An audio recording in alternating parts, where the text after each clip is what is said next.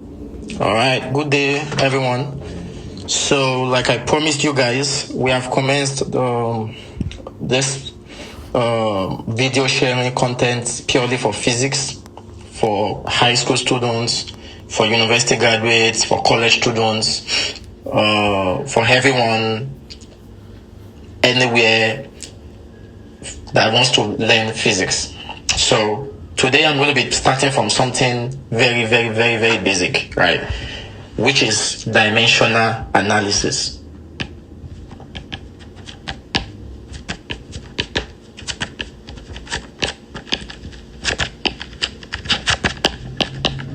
Dimensional analysis is what we are going to be doing today.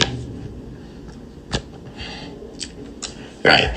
So in this video, I'm going to introduce you to what dimensional analysis is. I'm going to explain it, and I'm going to give you a short basics to dimensional analysis and what we use dimensional analysis to do, and then I will solve just basic question, right? So next video, I'm going to be solving questions on dimensional analysis. I'm going to be bringing questions. If you have questions on this particular topic I have started already, you can send to me. And if you have another topic, by the time we are done with this, we are also going to it. So you guys should come into my DM, send me messages, let me know what you think about this video, let me know what we need to improve on, and then let me know what topic you desire, right?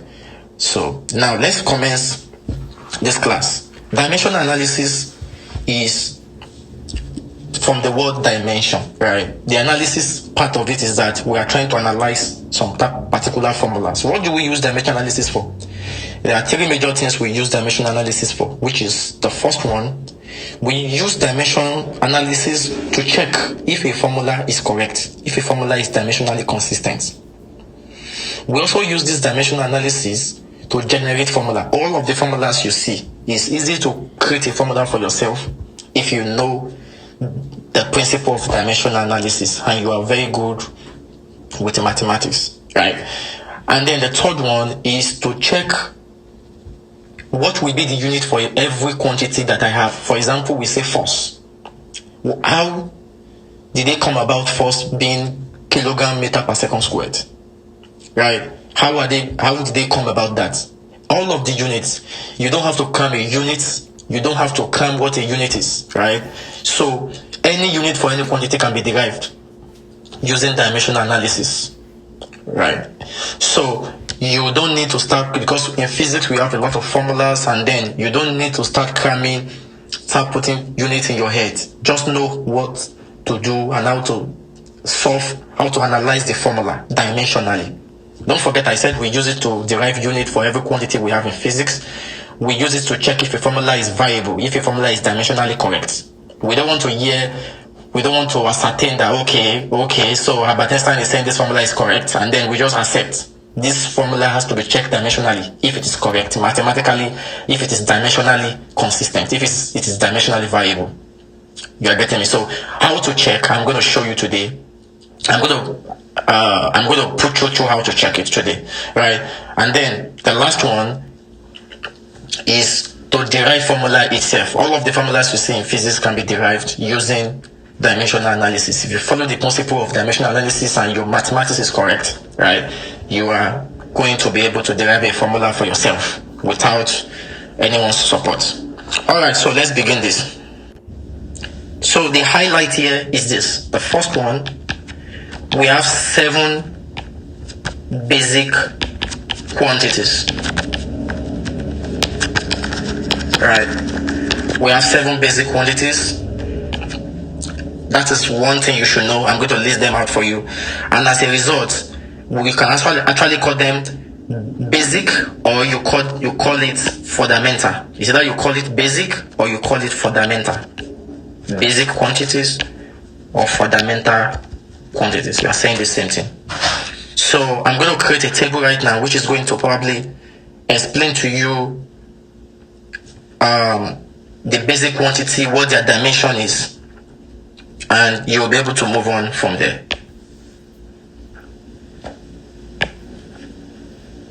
Right. So the first one that we are going to have here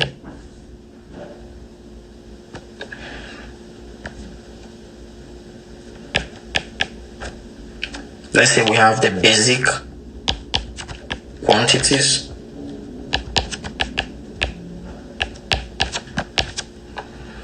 Here we have the dimensions for each of the basic quantities. So you must know what the dimension is for each of these quantities, right? So the first one is mass. The second one, let's say length. The third one, time, right? The fourth one, current, right? The fifth one,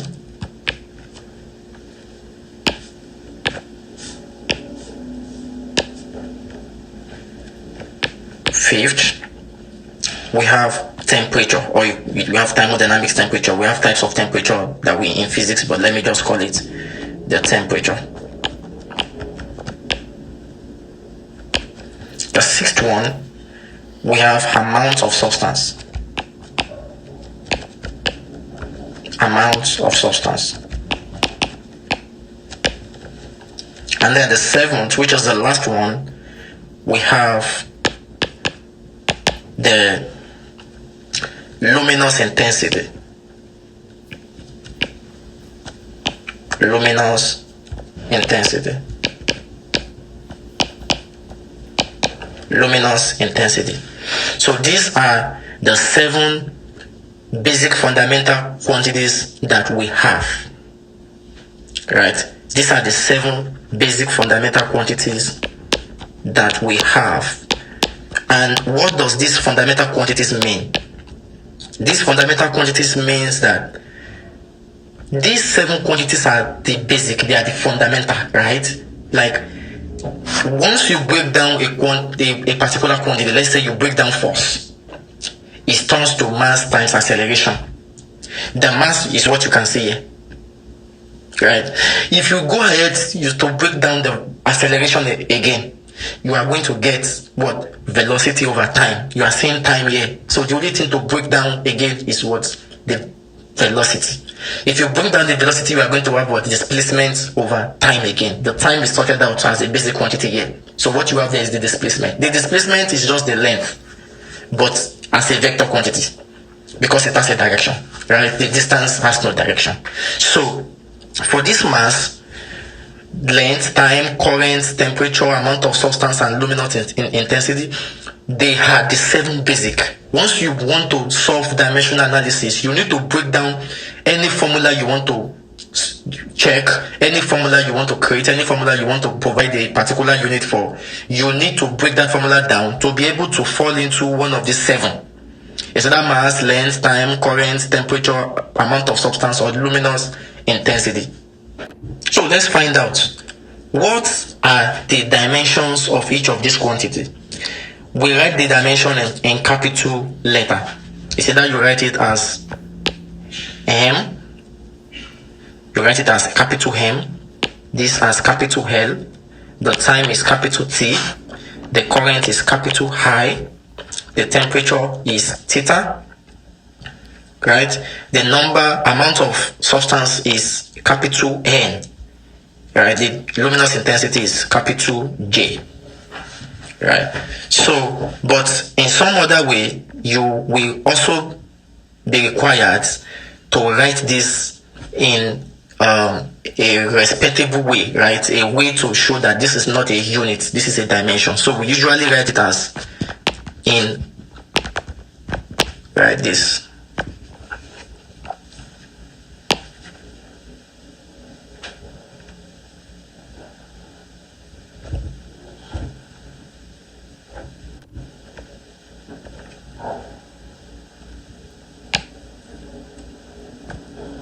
So we usually write it in a respectable way, which is putting it in a square bracket. Like the M can be in something like this, the L can be in something like this, the T can be in something like this, the I can be in something like this, right? The theta can still be in a curly bracket, a square bracket, I mean. The n can be in this, the j can be in this, right? So these are the 7, and this is the 7 we are going to be working with on and on and on and on. So once you break down the formula, it should fall between these 7 fundamental quantities, right? So now I'm going to show you 2 to 3 formulas, right? So today I will start from how to get the units. That's what I'm going to be doing in this particular video. How do we get the units from dimension? Do I have to cram all the units in physics? No, you don't have to cram all the physics in, all the units in physics. So let me start from something like acceleration.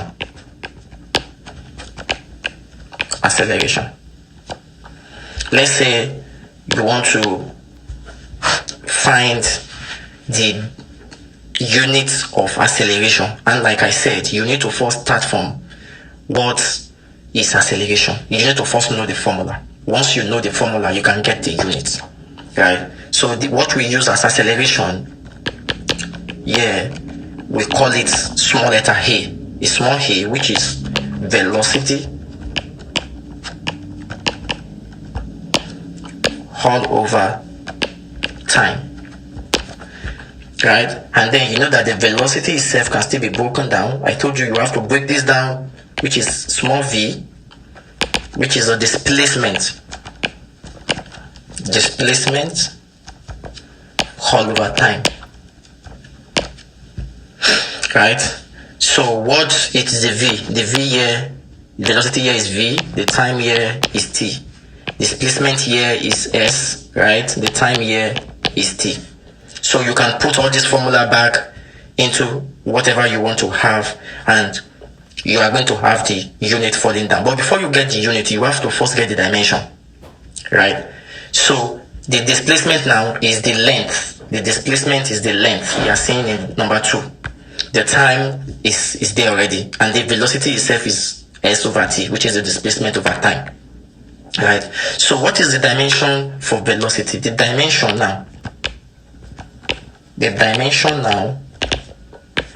for let's start from velocity. Then when we get the velocity, we will use it to find the acceleration. V is equals to s over t, which is the formula, right? Can now be reading. We can now write it as being equals to capital L, right, over capital T. So we can say that the V is LT raised to power minus 1, or just say L over T. You know how I got LT raised to power minus 1? It's going to be raised to power minus 1 when you take the T up. So we can now use this to find, we can use this to find the acceleration. Now you put the velocity inside the acceleration. So what are we going to have? So the dimension for the acceleration is still going to be acceleration again is going to be velocity over time. And now I know what velocity is. Velocity is LT minus 1 all over, what is T again? T is this. So which will still give us LT minus 1. When the T at the denominator goes up, it becomes another T minus 1. The dot we are seeing here is just a product sign, right?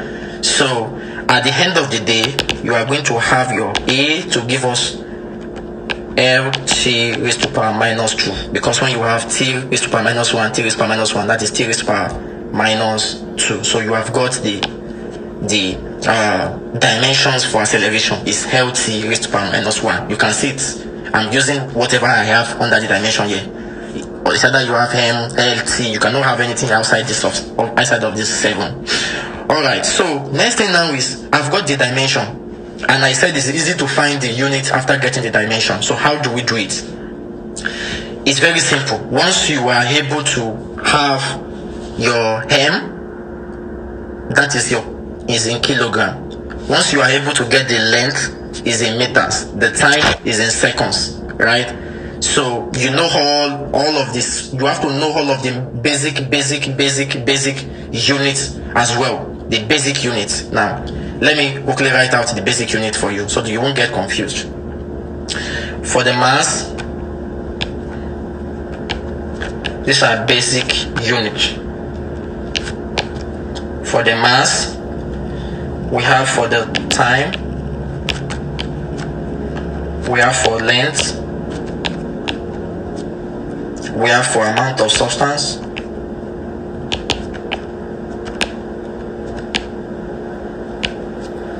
we have for temperature,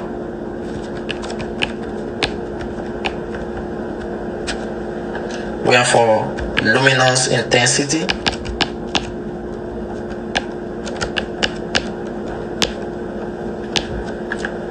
and lastly we have for current.